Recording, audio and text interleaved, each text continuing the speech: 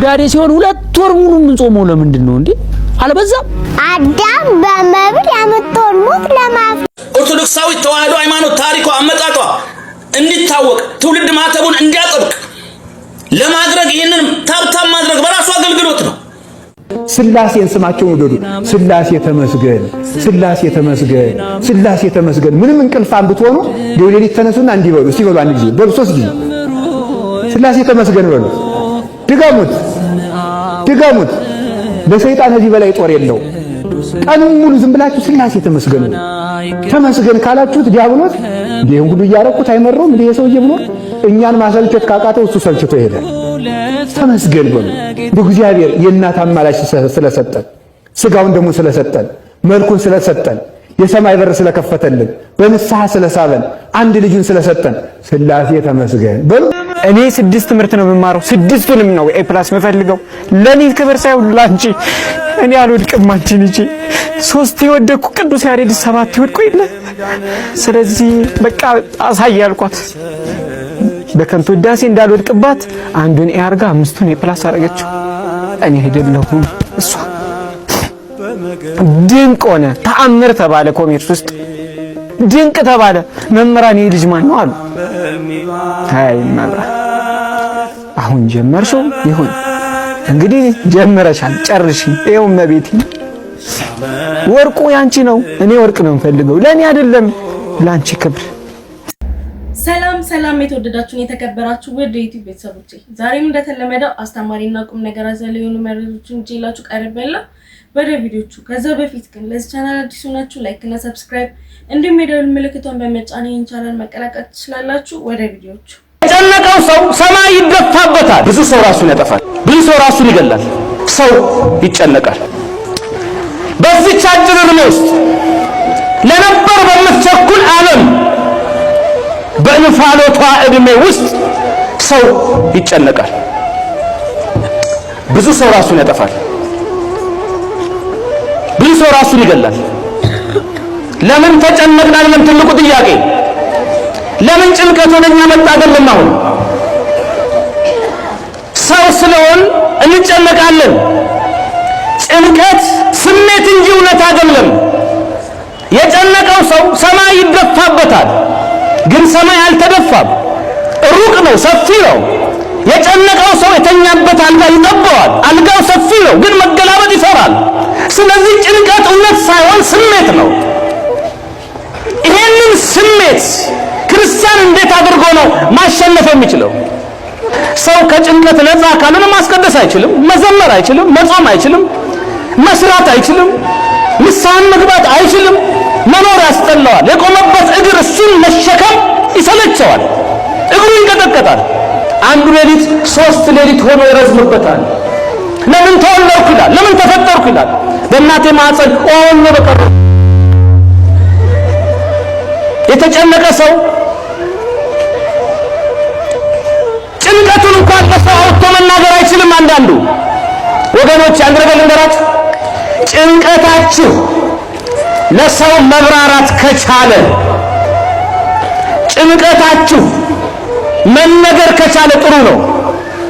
አንዳንድ ጭንቀት ዱዳ ያደርጋል፣ አንዳንድ ጭንቀት ዝም ያሰኛል፣ አንዳንድ ጭንቀት ብቻን ያስወራል። አመስግኑልኝ። ለ5 ወር ያህል በቀኝ በግራ አፍንጫዬ ውሃ ዝም ብሎ ያለ ምንም ማቋረጥ ይፈሰኝ ነበረ። ካፌ ተስቶ ሲገባ ጫጫው ይለኛል። እመቤቴ አልቅሼ ነግሬያት ነበር ባለፈው መጥቼ። እመብርሃን ግን ያንን ሁሉ 5 ወር ስቃይና ፈተና አሳልፋ እዚህ አድርሳኛለች። ሁላችሁም እመቤቴን አመስግኑልኝ። እኔ አቅም የለኝም፣ አመስግኑልኝ። እናቴ ሰሚነሽ ኪዳነ ምህረት እኮ ውለታ ዋለችልኝ። ሁላችሁም ይሄ ቪዲዮ ሲደርሳችሁ ኮፒ ሊንክ፣ ሼር፣ ሪፖስት እያደረጋችሁ ኮሜንት ላይ እውነትም ሰሚነሽ እያላችሁ ጻፉልኝ። ከጥቂት ጊዜያት በፊት ማለትም 16 ጾም ላይ እናቴ ሰሚነሽ ኪዳነ ምህረትን አንድ ጥያቄ ጠይቂያት ነበር። እናቴ ሰሚነሽ ኪዳነ ምህረትም ጸሎቴን መና አላስቀረችውም። ህይወቴን አስተካክላ የነበረውን ቋጠሮ ሁሉ አስተካክላ የህይወቴን የመጨረሻ ፍላጎት ዛሬ አሟላችልኝ። እኔን የሰማች እናቴ ሰሚነሽ ኪዳነ ምህረት ሁላችሁንም ተስማችሁ በጣም ነው ደስ ያለኝ። እግዚአብሔር ይመስገን ለሁሉም ነገር። እናትና አባቴ ለዚህ የምትወደውን ነገር መተው ይዘላለም የሚወደድ ነገር እንደሚያመጣልህ ማመን 10 ደቂቃ የሚያስደስትህን ነገር በማለፍ 10 ዓመት የሚያስደስት ነገር እንደሚያመጣልህ እሱን ማመን ነው ደስታም ይሰጣል። ነገን ማየት ነው ዛሬን ሊያሳልፈን የሚችለው። ነገን የሚያዩ አይኖች ዛሬን መሻገር ይችላሉ። ያንን ነው የእምነት ስራ ያለው። ለእምነት ስራለት ማለት ክርስቶስ ለሚመርጠው ነገር አብልጠህ ኑር። ጭራሽ ሳትቆርቡ ከምትቀሩ ዛሬ ቆርባችሁ ነገ ኃጢአት ብትሰሩ ይሻላል። ሰውነታችንም ከኃጢአት ተለይቶ ያውቃል። አይምሮአችን ከኃጢአት ሐሳብ ርቆ ያውቃል። ልባችን ከዚህ ተለይቶ ያውቃል። እና አንዳንድ ነገሮች በተሳሳተ መልክ እየተረዳናቸው ድፍረት እየመሰለን ግን ከማዕዱ እየተለየን እንሄዳለን። ይሄ ማለት በሌላ አባባል በይሉኝታ ልክ አሁን ድግስ ተጠርታችሁ ለምሳሌ ሰርግ ቤት ሄዳችሁ በሉ አልሱ ብፌው ሲትባሉ ኧረ እኔ በልቼ ነው የመጣሁት ይቅርብኝ እግዚአብሔር ይስጥልኝ ትላላችሁ። ሰርግ ነው ተጠርታችሁ ነው ሄዳችሁት፣ ድግስ ነው። ልክ እንደዛ ልትታከሙ ሄዳችሁ ሐኪም ቤት ዶክተሩ ሊያክማችሁ ሲል በይሉኝታ ኧረ ዶክተርዬ ይቅርብኝ እንዳታክመኝ ትላላችሁ። ይሄ ማለት እኮ ነው በሌላ አባባል። እና አንዳንድ ይሉኝታዎቻችን ከዋናው ማዕድና ከዘላለም ሕይወት ለይተውናል። በተለይ ወጣቶች ወንድሞቼና እህቶቼ አትፍሩ። ምናልባት ብዙዎቻችን ከቆረብን በኋላ የምንኖረው ሕይወትም ያሳስበናል። አሁን አንዳንዶች ወጣቶች እንዲያው ከቆረብኩ በኋላ እንደገና ተመልሼ አሁን ከጓደኞቼ ጋር ሚል ሰው አለ። ካላደረከው መልካም፣ ባታደርገው ጥሩ። ያለዚያ ግን ቆርበህም ቢሆን ከዛ በኋላ ስለምትሰራው ኃጢአት ለንስሐ አባትህ እየተናገር እየወደቅ እየተነሳ ሕይወትህን ምራ።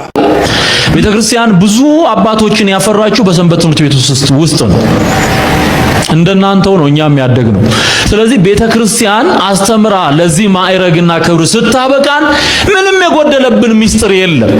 ስለዚህ የምትማሩትን ለወደፊት ትውልድ እንድታሳውቁ ክርስቶስ ጌታ እንደሆነ እንድትመሰክሩ በሙሉ ልብ መጽሐፍ ቅዱስን ማንበብና ማወቅ ማመን ያስፈልጋል። እንደውም ምንድነው የሚለው እዛ ላይ ሰው በልቡ አምኖ ይጸድቃል፣ በአፉ መስክሮ ይድናል ይላል። እስቲ በደንብ አምኑት። በልቡ አምኖ ይጸድቃል። አብርሃም አመነ ጽድቅም ሆኖ ተቆጠረለት እንዳለ እምነት ጽድቅ ነው፣ ምስክርነት ድህነት ነው። ያልዳነ ሰው ነው የማይመሰክረው። እየሰማችሁ ነው? የዳነ ሰው መገለጫው ምንድነው ካላችሁኝ ስለ ክርስቶስ ጌትነት መመስከር ነው። የማይመሰክር ከሆነ አልዳነ፣ ከዳነ ደግሞ መመስከር አለበት። ስለዚህ በአንድ ጌታ በኢየሱስ ክርስቶስ እናምናለን ይላል። ሁለተኛው ፊልጵስዩስ ምዕራፍ 2 ቁጥር 10 ላይ ምላስም ሁሉ ለእግዚአብሔር አብ ክብር ኢየሱስ ክርስቶስ ጌታ እንደሆነ ይመሰክር ዘንድ ነው፣ ከስም ሁሉ በላይ የሆነ ስምን ሰጠው። ስሜ ከዘበነ ወደ ታዲዮስ ተቀይሮ ነበር። የቤተ ክርስቲያን ስሜ ነው። ብዙ ጊዜ እሳት የሚተፉ ተብሎ የሚነገሩ መምህራን አንድ ምለው ነገር አለ። ማተብ በጥሳችሁ ሌላ ሀገር አትሄዱ። ተማሪ ተውኑ። እርሶስ እንዴት ነበር? በዛን ጊዜ የመጀመሪያ ቀሚስ ለብሼ በከተማ ሄድ ወጣት ነው ነበርኩ። እንዴት የመጀመሪያ ሰባኪ ነኝ እኔ። ከባህታዊ ውጪ እየተነቃነቀ የሚሰብክ እኮ ሰባኪ ነኝ። ኮሌጅ 4ኛ ዓመት ላይ አባረውኝ ነበር። በምክንያት እኛ እኮ ወንዳታ ፓትርያርክ ነው ያለ፣ ግን ችግሩ አለ። ጭንቅላታቸው ባዶ ሆዳቸው ዳቦ የሆኑ ሰዎች ከቦታል። ወንዳታ አቡነ ጳውሎስ ልኮ ሰኞ ሰኞ ድብርት አስለቃቂ ነው የሚባለው። የማን ደጋፊ ነበሩ? ጆን ባርነስ የሚባሉ ተጫዋቾች ነው። ማያ ኮማንደር ታረጋለህ፣ አሰግድ፣ በሪውን ይጠራል። ቤሮን አለው። በሪውንም ወጣ። ምንድነው አንተም ወደዛው ልትሄድ ነው እንደልጆቹ? 7 ቁጥር እንደ ጎዶሎ አይታይም። 3 ቁጥር ቤተክርስቲያን ሙሉ ነው። ሚዜ ላይ ከ3 በላይ ሚዜ እኮ አይፈቀድም። የመጀመሪያዎቹ ሚዜ ለምሳሌ 3 ናቸው አይደል? ቅዱስ ሚካኤል፣ ቅዱስ ገብርኤል፣ ቅዱስ ሩፋኤል ማለት ለአዳምና ለሔዋን በጋብቻቸው እግዚአብሔር አዳምና ሔዋን ጋብቻቸውን ሲመሰርት ማጫ ይዘው የቀረቡት ጥሎሽ የሚሆኑ ይዘው የቀረቡት 3 የእግዚአብሔር መላእክት ናቸው። ቅዱስ ሚካኤል፣ ቅዱስ ገብርኤልና ቅዱስ ሩፋኤል ናቸው። ያመጧቸው ነዋያት 3 ናቸው። ወርቅ፣ ዕጣን፣ ከርቤን ይዘው የመጡት እነዚህ ነው በኋላ ለአዳምና ለሔዋን መነሻችን ስለሆኑ እንግዲህ የጋብቻ መሰረት ከነሱ ስለሆነ ምናልባት ወርቅ ዕጣን ከርቤ በጌታችን ሲወለድ በልደቱ ጊዜ የቀረቡ መስዋዕቶች ናቸው። እነሱ ሲዋረድ ሔዋን ለሴት እንዲህ ያለ በኋላ ሰብአ ሰገል እጅ ደርሶ የሰጠህንን መልሰን ሰጠንህ ብለውት ነው። እነዚያው ነዋያት ናቸው የተሰጡት። እነዚያ ሶስቱ ወርቁ፣ ዕጣኑ፣ ከርቤው በሶስቱ መላእክት ሚዜነት ጋብቻቸው ስለተከናወነ ሶስቱን ይዘው መጡ። ወርቁን፣ ዕጣኑን፣ ከርቤውን አመጡ። በምክንያት ነው፣ በዓላማ ነው። ምክንያቱም ጋብቻ ልዕልና ነው። ስለዚህ የንግስና መለያው ደግሞ ወርቅ ነው። ሁለተኛ ጋብቻ ውስጥ አገልግሎት አለ። የአገልግሎት መለያው ደግሞ የክህነት መገለጫ ደግሞ ዕጣን ነው። ሶስተኛው አንድ ላይ ሆነው ደግን ነገር እንደሚያሳልፉ ሁሉ ሐዘንንም ያሳልፋሉ። በኋላ ሞት እስከሚለያቸው ድረስ አብረው ነው የሚሆኑት። ሞት ደግሞ ይለያቸዋል። ስለዚህ ሶስተኛው ደግሞ ከርቤ ነው። ስለዚህ ወርቅ፣ ዕጣን፣ ከርቤ እጅ መንሻ ተደርጎ ሲሰጥ እነዚያ ሶስቱ ነዋያት በጋብቻ ውስጥ የሚኖሩ ነገሮች ናቸው። ልዕልናውን ያሳያል፣ ንግስናው። ምክንያቱም ሴት ስታገባ አንድም አካሉ ናት፣ አንድም ዘውዱ ናት። መልካም ሚስት ለባሏ ዘውድ ናት ነው የሚለው። ስለዚህ ዘውድ ናት፣ ከላይ ናት፣ አካል ናት፣ ከስር ናት። አሁን ይሄ በተዋረድ የበላይ የበታች ደግሞ አያሰኝም፣ ግን ምን ያክል ክብሯን እንደሚገልጽ ነውና የሴትን ክብር የሚያሳይ ነውና አሁን ይሄ እነዛ ሶስቱ ነዋያት ሶስቱ መላእክት ይዘው የቀረቡት ነው። በቃ ሚዜ ሶስት ነው። ከሶስት በላይ አራት ሶስትን ጎዶሎ አድርጎ በአራት ሙሉ ማድረግ አይታሰብም። ግን የምናየው ነገር ከሱ የራቀ ነው አይደለ? መጽሐፍ ቅዱስ የሚለው ነው ሥርዓቱን ነው የምንከተለው። ሚዜ ሶስት እንደሆነ ሁሉ ምስክርን በሶስት ስለሚጸና ሽማግሌ ሶስት ከተገኘ በቂ ነው። ከዛ በላይ ማድረግ ምንድነው የሚሆነው?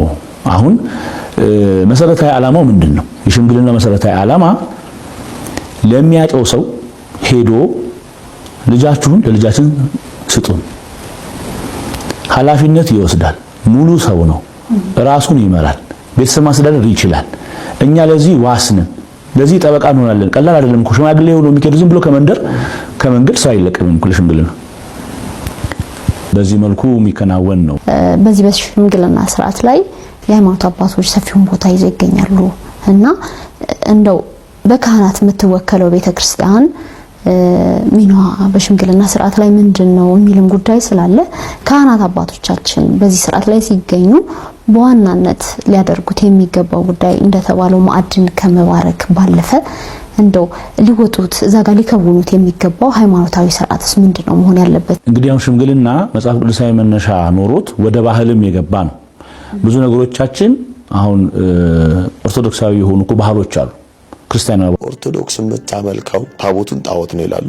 ሁለተኛ ነገር ደግሞ እግዚአብሔርን አታመልክም። ታቦቱ በተሰየመለት ቅዱስ እሱን ነው የምታመልከው፣ መላእክትን ነው የምታመልከው፣ ድንግል ማርያምን ነው የምታመልከው፣ ቅዱሳን ነው የምታመልከው እንጂ ክርስቶስን አታመልክም፣ እግዚአብሔርን አታመልክም። እና የአምልኮ ስርዓት እየፈጸሙለት ያሉት ለታቦቱ ነው ብለው ያነሳሉና ቤተክርስቲያን ለዚህ ምን ምላሽ አላት? በመጀመሪያ ስግደት ሁሉ አምልኮ ነው ወይ ነው። መጀመሪያ መስገድ ማለት ማምለክን ማለት ነው ወይ? በዚህ በአንደኛ ዜናው መዋዕል ምዕራፍ 29 ቁጥር 20 ላይ ራሳቸውንም አዘንብለው ለእግዚአብሔርና ለንጉሱ ሰገዱ ይላል። ስለዚህ ንጉሱና እግዚአብሔርን አብረው አመለኩ ማለት ነው። ስለዚህ ስግደት ማለት ሲጀመር አምልኮ ብቻ ነው ያለው ማለት ነው። በአዲስ ኪዳንም ብናይ ለሰይጣን ያለው ምንድነው? ሂድ አንተ ሰይጣን ከኔ ወግድ፣ ለእግዚአብሔር ለአምላክ ስገድ፣ እርሱ ብቻ አምልክ ነው ያለው። ብቻ የገባው ለአምልኮ ነው። ለእግዚአብሔር ለአምላክ ስገድ ካለ በኋላ እርሱም ብቻ ግን አምልክ። የሚመለክ ማን ነው? እግዚአብሔር ብቻ ስለሆነ ግን ለእግዚአብሔር ለአምላክ ብቻ ስገድ ግን አላለው። ንግግሩ ራሱ በጣም እዛ ጋር ግልጽ ስለሆነ ማለት። ስለዚህ መስገድ ማለት ማምለከት ማለት አይደለም በመጽሐፍ ቅዱስ ትምህርት ስንረዳ ማለት። በዚህ በመጽሐፈ ሩት ላይም ሩት በግንባሯ ተደፍታ ለሕዌ ሰግዳለች። በግንባሯ ተደፍታ ነው መጽሐፈ ሩት ምዕራፍ 2 ቁጥር 10 ላይ ያለቃል። እና ስግደት ሁሉ አምልኮ ነው የሚል ትርጓሜ የለንም ነው። ራዕይ ዮሐንስ ምዕራፍ 3 ቁጥር 9 ላይ እንደዚህ የሚል አለ። እነሆ አይሁድ ሳይሆኑ አይሁድ ነን ከሚሉ ነገር ግን ከሚዋሹ ከሰይጣን ማህበር አንዳንዶችን ሰጣለሁ። እነሆ መተው በእግሮች ፊት ይሰግዱ ዘንድ ነው የሚለው። እኔም እንደወደድኩ ያውቁ ዘንድ አደርጋቸዋለሁ ይላል። ስለዚህ እግዚአብሔር አምላክ ያው በአዲስ ኪዳን ላይ መተው በእግሮች ፊት እንዲሰግዱ አደርጋለሁ የሚለው እንዲያመልኩ አደርጋለሁ ማለቱ ነው። ስለዚህ ስግደት አምልኮ ነው ያለው ማለት። ስለዚህ ስግደት ሁሉ አምልኮ አይደለም ነው ባጭሩ። ስለዚህ ለእግዚአብሔር የምናከብረው የምናቀርበው አምልኮ ስግደት ላትሪያ ተብሎ በግሪክ የሚጠራው አምልኮ ነው ለሱ። ለቅዱሳን የሚቀርበው ደግሞ አክብሮት ደግሞ ዱሊያ ተብሎ ይጠራል። ይለያያል በቃ ራሱ። ላትሪያ ተብሎ የሚጠራው ለእግዚአብሔር ብቻ የምናቀርበው የአምልኮ ስግደት ነው። ለቅዱሳን የምናቀርበው ደግሞ የአክብሮት ደግሞ የጸጋ ስግደት ደግሞ ዱሊያ ተብሎ የሚጠራው። የእመቤታችን ደግሞ ቅዱሳን ሁሉ የከበረ ነው፣ ግን እንደ ፈጣሪ የአምልኮ ስግደት አይደለም። ሃይፐር ዱሊያ። ጌታ ውበታችሁን ይፈልገዋል። ስለ ማርያም ሳስብ ማየው ይሄንን ነው። ጌታ ሲያይ ፕላን አድርጎ ዓለምን የማዳን ፕሮግራሙን ከዘላለም ዘመናት በፊት የያዘውን ፕሮግራም ይዞ ወደ መሬት ለመምጣትና ፕሮግራሙን ለመጨረስ ሲመጣ ሲመለከት መቅደስ ውስጥ ያያታል፣ ሲመለከት ያያታል። መንገዷን ሲያይ እሱን ነው የምትፈልገው። ፊቱ ናት ያለችው፣ በእግዚአብሔር ጸጋ የተሞላች ናት፣ ቅድስት ናት፣ ንጹህ ናት። ፕሮግራሙን ለመፈጸም ወደ መሬት አምጥቶ ለመስራት ምችት ብለዋለች። ዋው! በዛን ዘመን ከነበሩ ወጣቶች መካከል እግዚአብሔር ሲመርጥ አይኑን ያሳረፈባት፣ ጸጋ የሞላባት፣ በእግዚአብሔር ፊት የምትወደድ፣ እኔ ዝም ብዬ ሳስባት ጠዋት ማታ በፊቱ ብርክክ ብላ በቅድስና የምትኖር ጨዋ ሴት፣ ወጣት ሴት፣ ቲኔጀር ሴት፣ ፊቱን የምትፈልግ ሴት። ወጣት ጌታን መፈለግ አለበት። አሁን ባክሽ ቸርች የምትሄጂበት ዓለም ሩጪ፣ ዘለል ብለሽ ደከም ስትይ 36 ደርሺ ትሄጃለሽ። እንደሱ ነው። አንዳንድ ሰው ጉልበቱን ክለብ አስጠብቶ ኃይሉን ነገሩን ማስጨርሶ ፍርክሽክሽ ሲጀምር መስበር ሲጀምር እኔ ጌታ ቤት ይሻለኛል። ጌታ አንዳንድ አይታዘንለትም እንጂ ያሳዝነኛል። ጡረታ መውጫ የሚያደርጉት ሰዎች አሉ። ጌታ ጡረታ መውጫ አይደለም ብራዘር፣ ጉብዝናችንን የምንሰጠው ነው። መጽሐፍ በጉብዝና ወራት ፈጣሪህን አስብ ነው የሚለው። ጉልበትን ክለብ ጨርሰ፣ በዝሙት ጨርሰ፣ በኃጢአት ጨርሰ፣ በሺሻ ጨርሰ፣ በጫት ጨርሰ፣ በሱሳሱስ ፍርክሽክሽ ብለህ ተበታትነህ የምትመጣለት ምን ልታረግለት? ልትቀበርበት ነው? ደስ ይበልሽ አላት ገብርኤል። በእግዚአብሔር ፊት ጸጋን አግኝተሻል፣ ሞገስ አግኝተሻል፣ ተወደሻል፣ ተመርጠሻል። ለምኑ? ብሉፕሪንቱ ዋናው ፕሮግራም ባንቺ ሊጋገር ነው። የቱ ፕሮግራም? ዓለም የሚድንበት ነው። እግዚአብሔር ለዓለም ያለውን ፍቅር የሚያሳየው ልጁን ባንቺ ውስጥ ሊያመጣው ነው። እንዴት ይሆናል አለችው። ይሆናል። እንዴት? መንፈስ ይመጣላ፣ ይጸልልልሽ። ይቆል አታውቂም። ተይ እንጂ ለእግዚአብሔር የሚሳነው ነገር አለ። እቺ ልጅ ቲኔጀር ልጅ ምን ትችልበታለች? እንደ ቃል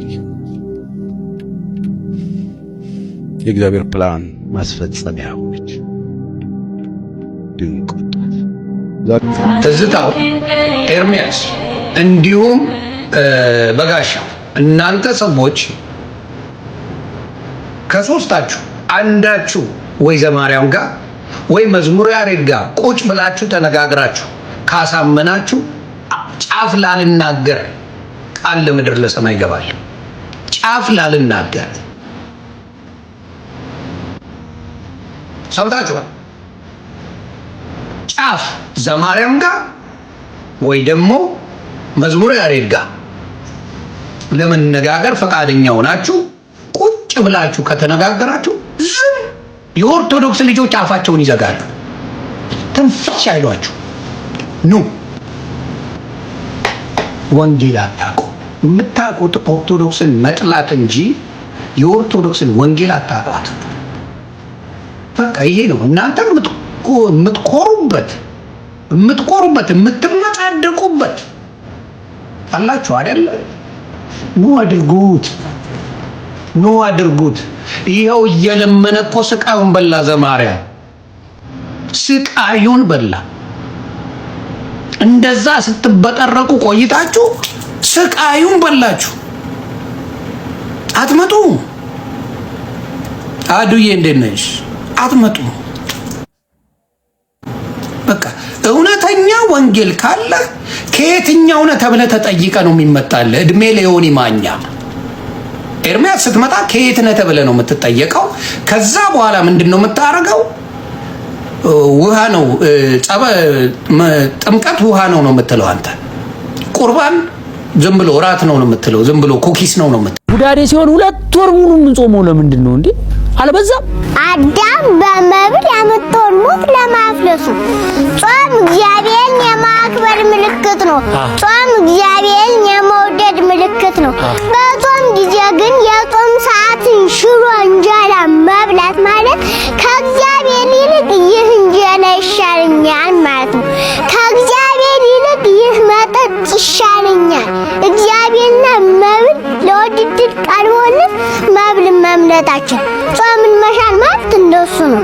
ስለዚህ የአዳም አካል የፈረሰው እሱ የእግዚአብሔርን ፍቅር ሲያፈርስ ነው። የእግዚአብሔርን ፍቅር አፍርሶ አንዲት እንጨት ሲበላ እግዚአብሔር ደግሞ አንተ የኔን ፍቅር ካፈለስክ እኔም ያንተን አካል በሞት አፈርሰዋለሁና አፈለሰው ማለት ነበር። እንደ መልክ ፍለሳ አፈለሰው ማለት ነው። ዛሬ ሰዎች ሁሉ የሚቀሰፉበት ነው ጾም ስለፈለሰ ነው። እግዚአብሔርን ከምንጣላባቸው አንዱ ጾምን መሻል ነው። መጾም ደግሞ እግዚአብሔርን የማክበር ምልክት ነው። እግዚአብሔር የመውደድ ምልክት ስለሆነ ጾም እንደሆነ ተሰጥቷል ማለት ነው። አሁን ጌታችን የጾመው ስንት ቀን ነው? 40 ቀን ነው። 40 ተመልከቱ።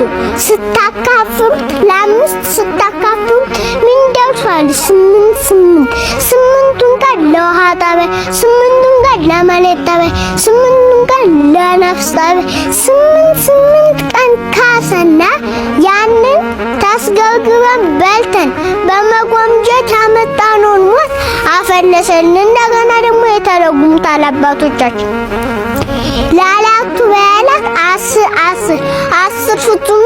ፍጹም 40 ቀን ደግሞ 10 ቀን ካሳ ለማለግ ነው።